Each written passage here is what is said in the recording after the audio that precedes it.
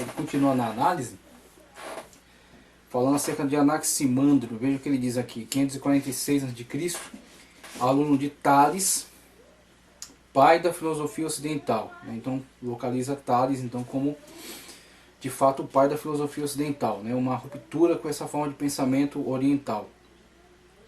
Metafísico, a substância básica de tudo é um tipo de infinito, ok? Então ele, acima dessa physis, né? Acima do físico, do material, ele começa a elaborar, né? Ele começa a teorizar sobre um campo metafísico no qual há uma substância que é originária de todas as coisas e que na verdade é um infinito.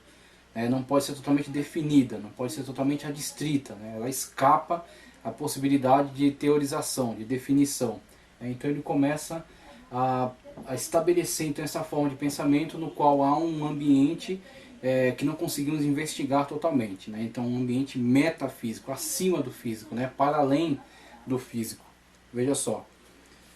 A substância básica de tudo é um tipo infinito, uma substância indefinida. B. Essa substância que inclui a matéria, então a matéria está inclusa, né, dentro dela, é cheia de deuses, panpsiquismo, talvez, né? O mundo é uma grande ideia, ó o idealismo aí surgindo já na mente de Anaximandro. Não uma grande máquina, então ele não vê como uma grande máquina, como um grande sistema limitado, mas sim como uma substância diferente da matéria, tá certo? E que na verdade está mais ligada ao ideal, ok? Então Platão depois vai nos dar outra perspectiva sobre essas mesmas ideias, né? Vai também nos descrever essas ideias com as suas palavras, né? A questão do ideal e do real. Veja só, evolução. A vida se originou no mar, a ética nele. Ele não era um filósofo ético, mas compreendeu que o processo cósmico é essencialmente um sistema que incorpora justiça, injustiça e reparação. Anaximandro, aluno de Tales, né, pai da filosofia ocidental, metafísico, então estabelece agora essa forma de pensamento no qual há um elemento que está além da física, além da matéria, né, que é superior a ela, que está no ideal e que então traz, né, possibilita a existência de todas as coisas do campo físico. A matéria está inclusa dentro dele. A matéria é um aspecto apenas desse campo maior. Sistema de justiça, justiça e reparação. Então não necessariamente ele é dogmático, vamos colocar assim, tá? Desculpe se o termo estiver incorreto, apenas para esclarecimento.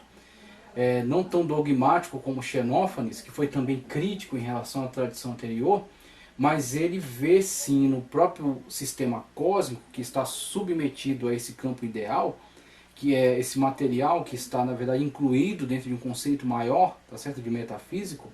Ele vê um sistema que inclui também a ação de justiça e injustiça, ou seja, o funcionamento perfeito com a justiça, um acidente, ou seja, uma imperfeição na injustiça, e uma reparação, uma reorganização, uma recolocação do cosmos dentro do seu sistema justo. Tá, okay? Então ele vê isso, claro, de modo bem geral, né? De modo bem genérico. Ok? Enquanto aqui ele é mais específico, aqui ele prefere ser mais genérico, então, em relação a essa influência, né? Esse campo ético da visão de Anaximandro. Pitágoras, aliás, Pitágoras já foi, Protágoras, 480 e 410, tá ok? O maior dos sofistas, aqui você tem o nascimento, né? Você tem aqui, aliás, um expoente, né? Um grande referencial, um grande representante da escola sofista, tá ok? Os sofistas que vão interagir muito dentro do mundo grego, tá ok? Dentro da democracia grega, então vão ser importantes atuantes nessa escola de pensamento que vão trabalhar pela retórica, vão trabalhar, tá certo, de uma forma remunerada, ensinando esses grandes representantes a oratória, a se posicionarem, a construírem ideias, a fazer uma análise, a proporem, tá certo? Então vai ter uma atuação muito mais prática, né? Não tão especulativa, né? Não tão teórica, vão trazer a coisa mais para o plano prático, né? A atuação, a forma como eles vão interagir dentro desse meio social. Veja, Protágoras, 480, 410, o maior dos sofistas, os primeiros professores universitários, assim chamados porque venderam seus conhecimentos de diversas disciplinas. A. Era o primeiro filósofo que falou de si mesmo como sábio, ou sofista. B. Na gnoseologia promoveu o ceticismo. A única verdade que um homem pode saber vem das percepções, mas elas são enganadoras e não podem ser os padrões verdadeiros de uma suposta verdade absoluta. Portanto, a única verdade possível para os homens é o que é prático. Aí entra o pragmatismo, relativismo, ou seja, prático é o que funciona. Não necessariamente ele é a verdade absoluta, ele não é a verdade final. Ele não é algo, ele não é algo acabado que será posto e será comunicado por tradição. Não, ele é algo móvel, ok? É uma filosofia que busca o bem a partir do móvel, ok? Então isso é algo que será, aqui é válido, mas na frente poderá ser repensado. E será repensado a partir da perspectiva daquilo que atenda às exigências ou às necessidades ou que promova o prazer. Então o objetivo é o prazer, não é o bem final, ok? Não é um bem ideal, mas sim um bem prático, utilitarista do prazer. Por isso que é móvel, né? Então o pragmático é aquilo que funciona. Se funciona, então é isso que está valendo. Relativismo, ou seja, as coisas são relativas, né? Então a pessoa que explica o relativismo, explicação que eu gostei, a pessoa toma um ônibus, tá ok? Ela, a partir do momento que toma um ônibus, ela está andando ou está parada? Em relação ao ônibus, ela está parada. Em relação ao piso, ao chão, à avenida, à rua no qual o ônibus está transitando, ela está em movimento. Ela está ao mesmo tempo parada e em movimento. Ela está em relação ao ônibus parado e em relação à avenida em movimento. Então, a verdade dela estar em movimento ou parada é relativa. É relativa se que está relacionado ao ônibus ou se está relacionado à avenida. Então, veja, o que é uma verdade relativa? É uma verdade não definida, né? É uma verdade fluida. Ela pode ser isso ou pode ser aquilo, e pode ser as duas coisas ao mesmo tempo. Tá, ok? Então, esse tipo de coisa não é que não exista relatividade. Ela existe, mas ela não se aplica a tudo. Esse que é o perigo. A relatividade, o relativismo existe em relação a muitas coisas da natureza, da vida, mas não em relação a tudo. E não pode ser uma filosofia de vida absoluta. Porque se fosse tomado como absoluta, já negaria a si mesmo no sentido de ser relativa. Então veja aí como Protágoras já começa, né, a discutir esse tipo de coisa, já começa a trazer esse tipo de contribuição, e como isso depois vai crescer e tomar grandes dimensões e vai influir em várias formas de pensamento. Não existem padrões fixos e extra-humanos. Pronto, essa verdade dele, se é uma verdade definida, absoluta, já é contraditória em relação à sua própria afirmativa de que existe relatividade. Veja, não existe a verdade. Existem verdades práticas, ligadas então a questões utilitárias e relativas. Agnosticismo da metafísica e na metafísica e na teologia. Termos que representam a doutrina da sofística, relativismo, subjetivismo, pragmatismo, utilitarismo, hedonismo, egoísmo. O único padrão da moralidade é o interesse particular. A filosofia de Sócrates era, em parte, uma revolta contra a sofística. Então, a forma de filosofia praticada por Sócrates, Platão e Aristóteles se opunham a esta forma de pensamento desenvolvida pelos sofistas, que era essencialmente pragmática, utilitarista, tá certo? Relativista e cética, agnóstica, o gnosis, que é o conhecimento, o a, que é uma partícula de negação, agnóstico, que não se pode conhecer, ou seja, se eu não tenho um conhecimento absoluto, eu não tenho como afirmar, se eu não tenho como afirmar, eu não tenho como ter certeza. Aí onde nasce o cético. O cético não é sinônimo de ateu, tá ok? O cético é o seguinte, eu não tenho como ter certeza absoluta sobre todas as coisas, então eu não tenho como tomar uma posição definitiva. Então o que ele faz? Ele assume uma postura de dúvida sobre tudo. Tudo é objeto de dúvida, tudo é objeto de questionamentos, ok? Então isso é muito verdadeiro em relação à natureza humana. De fato, em relação ao homem você tem que ser cético. Em relação aos políticos você tem que ser extremamente cético. Em relação às ciências humanas você tem que ser cético. A ciência muda de dia a dia. Ela vai descobrindo coisas novas e vai eliminando algumas teorias, refazendo, adaptando. Então ela vai mudando constantemente. Agora, um cético diante de Deus, da sua manifestação, da sua perfeição, ele simplesmente vai perder a grande oportunidade de ter um encontro com a verdade. Cristo diz, eu sou a verdade, o caminho e a vida. Só que ele diz isso a partir da natureza singular na qual ele está, onde ele é Deus, Criador de todas as coisas. Então, diante dele, o ceticismo torna-se totalmente inútil. Agora, diante das realidades humanas, o ceticismo é completamente válido. Agora tem que tomar cuidado. Ceticismo, pragmatismo. Como falei na aula passada, não adianta você rotular e você pensar que vai ficar só dentro daquele âmbito de pensamento, aquele âmbito de vida. Em alguns momentos, mesmo você sendo teleológico, né, estando voltado para um fim, entendendo que tudo tem uma causa, né, que Deus de fato criou todas as coisas a partir de uma causa, e que tudo está voltado para um fim, um bem final, mas em alguns momentos, em relação às situações corriqueiras da vida, você terá que ser pragmático, porque você terá que ver aquilo que de fato atende às necessidades, aquilo que funciona. E aquilo que funciona agora não necessariamente funcionará daqui a 100 anos, porque a sociedade passa por mudanças. Assim é que a igreja, em algumas situações, ela teve que ser pragmática. Ela teve que ver, não, realmente, isso aqui naquela época, antigamente usava-se chapéu e usava-se bengala, tá ok? Mas isso, com o passar do tempo, mudou, é uma questão apenas de estética. Então, aposentou-se esse tipo de vestuário e hoje não se exige que ninguém use esse tipo de coisa, tá ok? Um dia o homem usou cartola, então isso passou, isso é uma questão apenas estética. Não afeta outras áreas, outros campos da vida. Agora, existe algumas situações em que de fato o pragmatismo não oferece uma resposta, que não é simplesmente a mudança da situação social que mudará esta verdade por ser uma verdade absoluta. Em que momento a vida humana vai deixar de ter o valor que tem por ser uma dádiva de Deus? Em momento algum. Então, se em algum momento alguma sociedade disse que a vida humana naquele contexto não tinha valor, porque somente uma raça tem valor e as demais não têm, ela estava errada, tá certo? Então o pragmatismo daquele momento é um pragmatismo baseado totalmente num equívoco, numa falsidade, numa mentira. E até um soldado que possa alegar, não, eu estava no cumprimento do meu dever. Tá, mas você não é um ser humano? Você não percebe quando está acontecendo uma injustiça? Você se vale disso para justificar então a sua participação nesse crime? Então você é cúmplice. Você não é simplesmente uma vítima, você é um cúmplice. Então temos o pragmatismo, não pode dar resposta a tudo. O relativismo também não pode dar resposta a tudo. Apesar que em muitas situações da vida você veja o relativismo.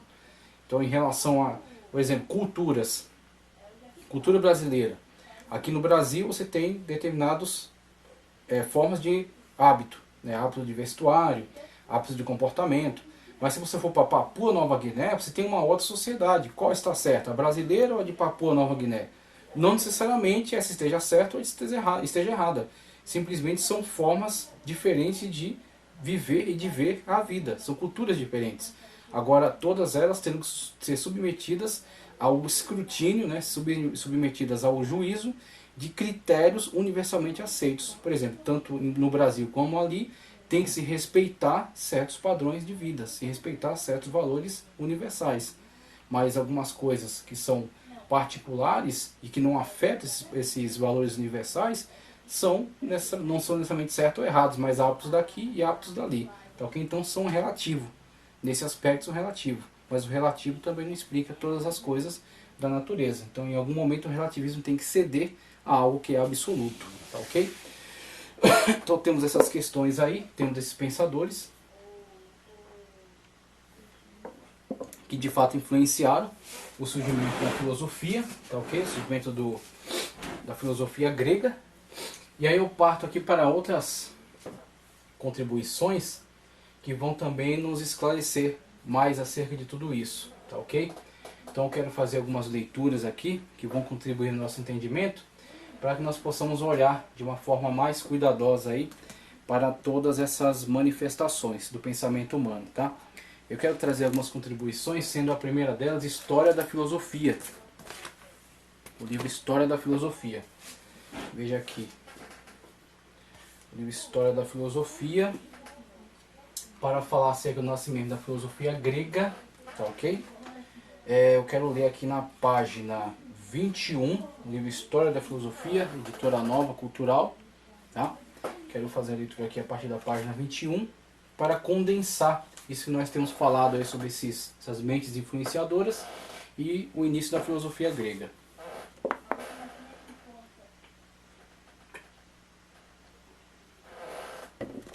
Vamos lá. História da Filosofia, página 21, nos diz: na Grécia, entre os séculos 8 e 5 a.C., empreende-se a busca pela construção de uma sociedade justa e de um pensamento racional livre de preconceitos. Dessa procura originam-se, de um lado, a democracia e de outro, a filosofia. A democracia dentro do contexto da polis, tá ok? Polis, de onde vem política, né? E dentro da polis, a questão da ágora, na qual a praça central, onde era discutida os temas importantes da cidade, e esse tema era votado, tá ok? Colocava-se em deliberação e era votado, sendo os homens gregos livres, participantes então dessa democracia, tendo poder de voto, né? Tendo poder de decisão. Esse contexto de Atenas, tá? O contexto de Esparta é outra questão, mas outras cidades gregas também seguiam o exemplo de Atenas. Dessa procura originam-se, de um lado, a democracia e de outra, a filosofia, como já falei. A democracia grega, principalmente a de Atenas, é resultado de lutas sucessivas, primeiro entre ricos comerciantes sem acesso ao poder e a aristocracia hereditária. A aristocracia que já estava tentando se manter, né, estava tentando afirmar o seu poder, que o monopoliza em seguida entre essas duas camadas que já compartilham o poder, a aristocracia e esses ricos comerciantes, e as classes mais pobres, né, a população de homens gregos livres em geral, mas que não tinham nem esse acesso à aristocracia, não faziam parte dessas famílias dos antigos governantes, e também não tinham grande poder aquisitivo, mas que estavam tentando já fazer pressão para ter também, né, a sua opinião ouvida. A democracia representa um frágil e tenso equilíbrio entre essas várias camadas sociais, e apesar das divergências que as separam, adquirem todas o direito de participação política. Eis aí, né, o milagre aí da democracia grega. Diante da democracia, a filosofia mantém uma postura nem sempre favorável, aliás, bastante desfavorável, né? Mesmo porque na Grécia o pensamento alcança um grau maior de elaboração quando esse regime já havia entrado em decadência, né? Quando a democracia ela cai para a demagogia, né? Aí você tem não simplesmente uma forma, né, de governo, uma forma de ação humana, onde há a questão do compartilhamento de poder através do voto, mas sim uma massa, né, que é influenciada, que é, vamos dizer assim, ludibriada por vários faladores que fazem promessas, que falam bonito, que tem uma boa retórica, que tem um bom encadeamento lógico de ideias e que assim os convence a tomar certas atitudes, a entregar seu voto a pessoas que fazem promessas e que não necessariamente pretendem cumpri-las.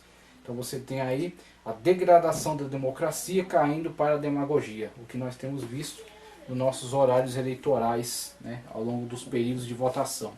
Pura demagogia, né? Veja só. Como eu já falei aqui, a decadência, a despeito disso, uma outra tem raízes comuns. As condições históricas do mundo grego. A sociedade grega, ao contrário das outras civilizações de seu tempo, desconhece castas sacerdotais, que são oriundas aí do mundo oriental hindu, tá ok? A questão das castas estão muito presentes lá. Brahmanes, né, Vaissátrias, Kshatriyas, e os Dalits lá embaixo, né, na base, são o pó do pé de Brahma, né, que tem o monopólio dos livros sagrados e da verdade revelada. Tampouco a escrita é segredo dos governantes e escribas. Ao contrário, é do domínio comum e isso possibilita a ampla difusão e a discussão das ideias, acesso à informação. Acesso à informação é o que vai ditar todo o jogo. Se vai ter uma população de pessoas manipuláveis, né, que vão ser gado na mão daqueles que têm as informações, ou se a informação é difundida, mais pessoas tendo acesso à informação podem então ter opiniões independentes e podem tomar partido de forma consciente, ok? Então temos aí o acesso à informação. É impressionante porque fora do mundo grego, outro mundo da época antiga, né, que podemos ver este fenômeno do acesso à informação e a capacidade de letramento, né, de leitura, aquisição de conhecimento, é o mundo judaico. No mundo judaico, inclusive, havia no Deuteronômio a instrução para que os pais ensinassem seus filhos, de fato. Os filhos tivessem conhecimento, tivessem acesso à informação. É impressionante. Então, no mundo hebraico você tem isso que é tão singular do mundo grego, tá ok? Então você tem, não que em outras civilizações não houvessem alguns grupos com acesso à informação, mas a questão é a universalização desse acesso à informação. Porque geralmente no mundo egípcio, por exemplo, a aristocracia, o sacerdócio tinha acesso à informação. Isso era de comum às demais sociedades. Ou os aristocratas ou os sacerdotes e seus descendentes tinham acesso à informação. Agora, tanto no mundo grego, né, que era mais universalizada a informação, quanto no mundo judaico, onde a própria Bíblia incentiva as pessoas comuns mesmo terem acesso à informação, isso é muito raro, é muito raro. O livre desenvolvimento do pensamento também é facilitado pela ausência, quer na religião olímpica, quer nas crenças mais místicas, de uma teologia elaborada que forneça explicações coerentes do mundo. Então aí você tem, uma vez que a religião não supre, né, de forma satisfatória essas necessidades, por não ter avançado nessa teorização, ter se satisfeito com esses mitos terem sido então o suficiente para eles, e eles não terem desenvolvido isso de uma forma mais sistemática. Então, com o desenvolvimento de diversas mentes pensantes que vão ter influência de outras escolas de pensamento e que vão também dar sua contribuição e desenvolver e teorizar, tá ok? Você tem um desenvolvimento independente da religião. Então a religião ficou lá com suas tradições, seu tradicionalismo antigo, e aqui esses pensadores vão dar conta então de propor uma explicação para o cosmos, propor uma explicação para o mundo, propor uma explicação para o homem. Eles vão se desenvolver independente dos meios religiosos. Os deuses gregos, ao contrário, têm características humanas. A crítica de Xenófanes, crítica intensa de Xenófanes. Os gregos, ao contrário, têm características humanas e pouco servem de inspiração para um pensamento religioso mais trabalhado. Na perspectiva política, uma religião tão frágil em fundamentos é ineficiente como instrumento de poder. A aristocracia não conseguia apelar, então, para um conceito religioso como justificativa final, última, cabal, do monopólio, né, sobre o poder. Então, como em outras situações, os reis são semideuses e alegam que se isso for afetado, se se levantarem contra eles, a ira desses deuses abalará, afetará todo o sistema da vida, e muitas pessoas que estão atreladas a esse pensamento cedem, né, e acabam então se submetendo a este monarca, né, de uma forma a tê-lo como uma deidade mesmo. Então isso não era uma realidade no mundo grego, isso não acontecia no mundo grego. E aí novamente retomo, é interessante ver como a lei de Deus, o Pentateuco, os 10 mandamentos, eles se destacam com uma autoridade superior à autoridade do rei, tanto que o rei tem que se submeter à lei de Deus. É interessante como isso também é algo muito característico no mundo judaico, que a lei se sobrepõe ao rei, tanto que o rei tem que se curvar à lei. E toda vez que o rei se insubordina e se volta contra os preceitos divinos, você vê um grande prejuízo para a nação. E isso é muito conscientemente atribuído à insubordinação deste mesmo rei à lei de Deus. Então o rei é mero representante daquele que é o verdadeiro rei de Israel, que é o Deus Todo-Poderoso, o Senhor Jeová. Tá, okay? E a lei por ele revelada. Então impõe, né? Impõe obediência ao rei humano. Interessante também essa característica. Da perspectiva política, uma religião, como eu já falei, não dá, né, esse respaldo.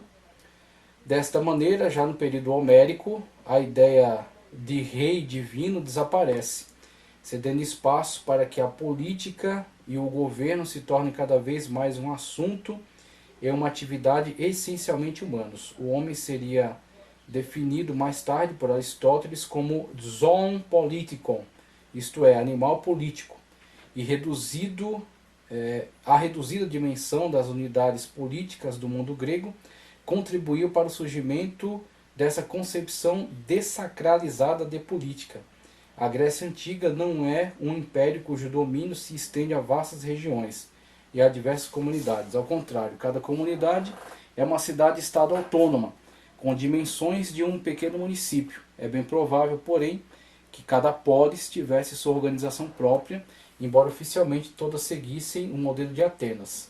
É lá que o zoon político de Aristóteles aparece em sua plenitude, e disso o ateniense se orgulha, como característica que o distingue de outros povos. Ele, ao contrário dos bárbaros, que despreza, não está submetido ao mandato de um rei, tem consciência de viver em sociedade, sabe que é ateniense porque é cidadão, e que é cidadão porque participa da vida pública da cidade. Os destinos da polis são de responsabilidade de todos os cidadãos, acima dos quais não há nada a não ser as leis que eles mesmos elaboraram. Até mesmo os espartanos, em vários aspectos tão diferentes dos atenienses, imitaram-nos quando enviaram embaixadores aos persas sob o argumento de que não tinham outro senhor a não ser a lei. Vou ler então somente até aqui, já é suficiente, tá ok? Então temos aqui um entendimento melhor, né, a partir dessas leituras, desses esclarecimentos, da origem da filosofia grega, a partir desses grandes expoentes pré-socráticos, né? Num primeiro momento, uma grande influência religiosa externa, que são comunicadas por Pitágoras e Píndaro, com Xenófanes uma grande crítica a esse tradicionalismo, tá certo? E agora uma ruptura, né? Um novo caminho. Com Anaximandro agora você tem o surgimento de uma ideia de metafísica, então o espaço que é preenchido aí por esse âmbito um tanto religioso, espiritualista, místico, é agora transferido para uma questão metafísica, né? Uma ideia, então um mundo ideal que preenche agora todo esse campo, né, do inexplicável, da origem a todas as coisas. E com Protágoras já traz mesmo para uma questão muito mais prática, pragmática, relativística, com a prática do sofista, né, que então empreende uma forma de pensamento ligada à questão do discurso, do debate, né, desse tipo de pensamento que é muito ligado ao plano da política que é praticada na cidade-estado e que pretendia fornecer àquele que a praticava todos os meios para que pudesse argumentar, debater, apresentar uma oratória e vencer os debates, tá ok? Então, muito mais pragmático e uma ética um tanto relativista e cética, tá ok? Então, a partir desses pensadores, como eu li aqui, o mundo grego se desenvolve de uma forma muito característica, né? Com a cidade-estado, com a questão da ágora, a questão da briga de poder entre essas camadas da aristocracia, dos comerciantes poderosos e da massa populacional que não participavam desses dois meios, mas que estava lutando, estava pressionando, né, pelo poder. Então, com o equilíbrio, né, há certo tempo de desequilíbrio, mas em alguns momentos o equilíbrio, temos aí então o nascimento da democracia. Dentro da democracia, os sofistas, que serão então esses grandes acadêmicos, grandes professores, grandes sábios que vão interagir dentro desses debates, dentro desse âmbito da democracia, né, desses oradores, e o filósofo que a partir disso busca pela verdade absoluta e vai desenvolver sua forma de pensamento, sua forma de investigação, tá ok? Nós vamos ver na sequência, né, esses grandes filósofos aí que vão desenvolver suas escolas de pensamento, vão contribuir grandemente para o nascimento aí dessa ciência, nessa forma de pensamento muito típica do mundo ocidental, mas que também estão interagindo ali dentro desse contexto da cidade-estado grega, né? Não já na sua glória, mas no seu ocaso, quando já está aí caindo, debandando, né, de uma democracia para, na verdade, uma demagogia, tá ok? Então, na próxima aula, que essa aula já está bem extensa, vou encerrar essa aula, a gente vai ver um pouco sobre relativismo e pragmatismo, né, daqueles que são os grandes participantes, os grandes contribuintes no campo da retórica, tá ok? Com os sofistas, e vamos ver um pouco mais sobre pré-socráticos. Eu quero trazer um texto, tá, que vai contribuir em cima dessa questão dos pré-socráticos, e partindo depois para os filósofos Sócrates, Platão e Aristóteles, e a ética já na visão de Epícoro e dos estoicos, tá ok? Então eu vou encerrar com os epícuros e estoicos, passar para outra abordagem da nossa apostila de ética cristã. Mas vou encerrar por aqui, depois vou fazer mais uma gravação abordando esses outros pontos aqui que foram anunciados. Agradeço a você pela participação, que Deus continue abençoando poderosamente sua vida, você e toda a sua família. continue conosco, tá ok? Se gostou do vídeo, curte, compartilha e inscreva-se no canal. Que Deus continue abençoando a sua vida em nome de Jesus.